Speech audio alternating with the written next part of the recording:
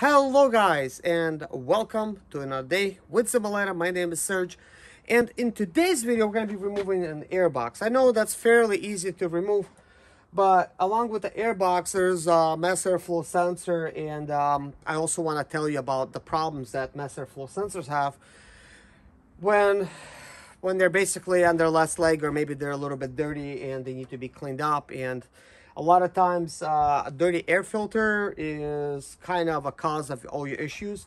This is why mass airflow sensor is located where it is, to be able to tell flow or pressure, air pressure into the system. And if it decreases for some odd reason, then your computer is going to be acting up. But it also might mean that your mass airflow sensor bad.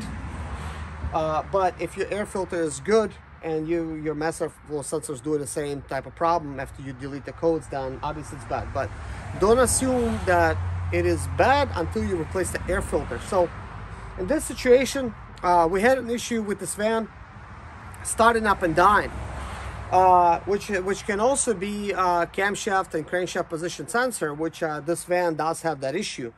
But a lot of times similar situation will happen when you start your van up, and as soon as it starts up, it dies. As soon as it starts up, it dies.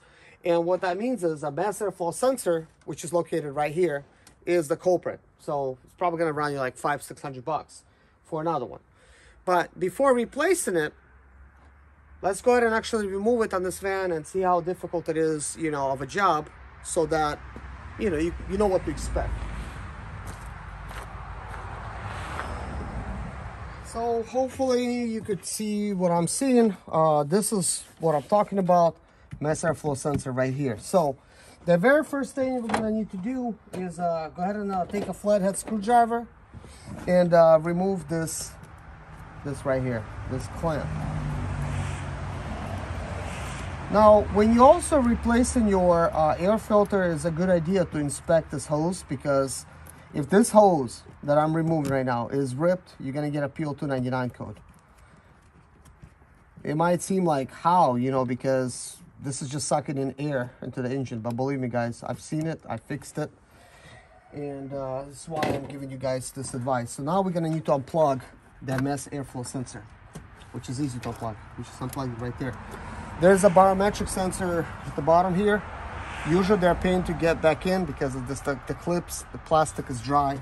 They don't want to go back in. But right now, it doesn't want to come out. And there's always a first for everything.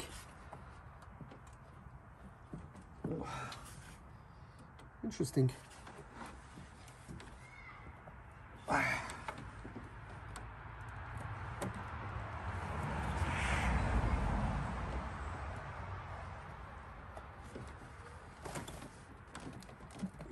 Wow. Okay, never mind then for now. So let's just remove this for now.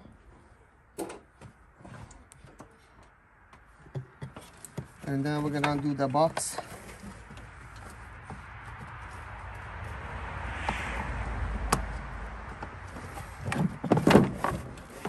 Let's get this thing. Wow, this is just falling off. It's just all fire hazard.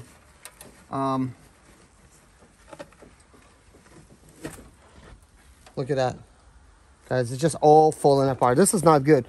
If this will go into your air box, sucks in your engine, sucks it in, yeah, you don't want to know what's going to happen.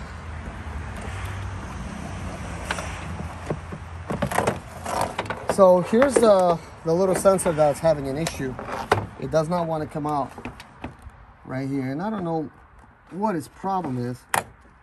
Okay, now it finally came out. And sometimes when you put in these things back, got to make sure they snap in.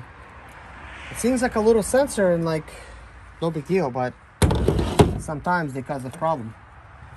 So here's a air filter, and boy oh boy, this thing is full of air, full of dust and everything. So let's take a look at it. Look. So when it's this dirty, and if I keep hitting it, it's gonna keep coming out. your engine just cannot breathe. And this van already has starting issues. That's definitely not something that you want to deal with. So bunch of crap in there too. Let me show you. So take a look at that. You see this old trash? I'm gonna be pulling that out. I mean, this is like just all kinds of stuff. So now let's take a look at that mass sensor, which is right there. I'll put my gloves back on. So we don't need to remove it, but you could see kind of like where it's located right here. If you have any issues with it, I mean, obviously you have a lot of dust and everything that could get in there. Very fine dust, and when it sits on a sensor, it's not going to work correctly.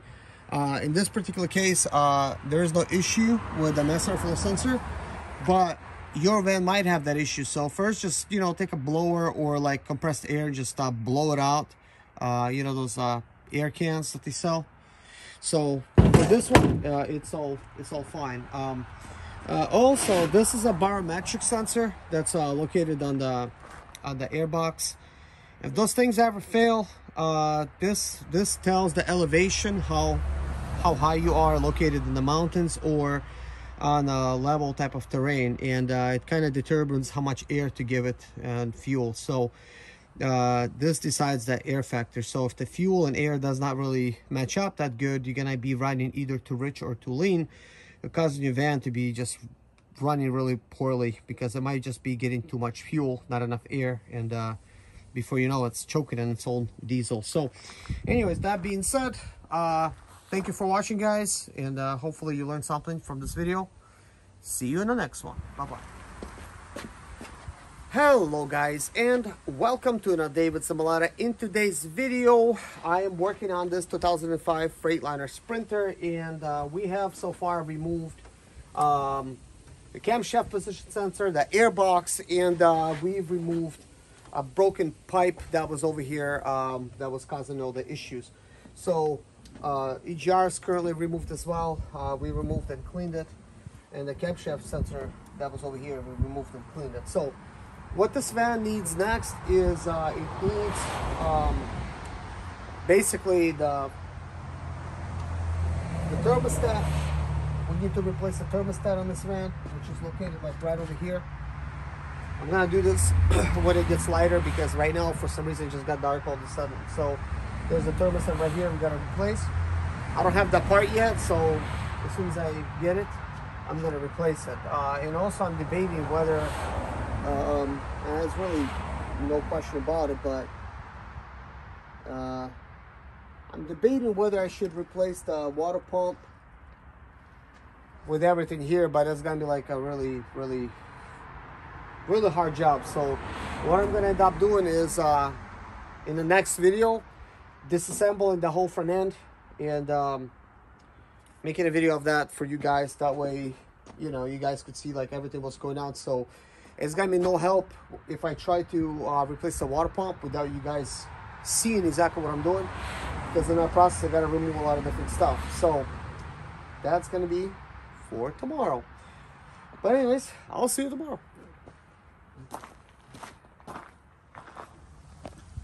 So here's the first injector, second injector, third injector, fourth, and fifth. Reason I'm doing all that is, you know, it's just so we could actually see that while we're down here, because we are removing this cover. Now, the camshaft sensor is located right here. It is this little guy right here. So we will remove that. It's being held by a Torx e-socket bolt, like right here. It just unplugs like that.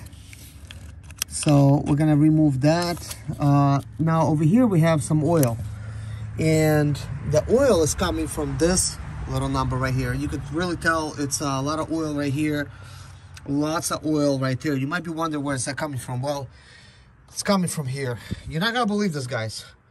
This thing costs like 800 bucks. No joke. That thing is super crazy expensive. So I don't know why such an outrageous price, but that's what it is. And what's going on is over here you have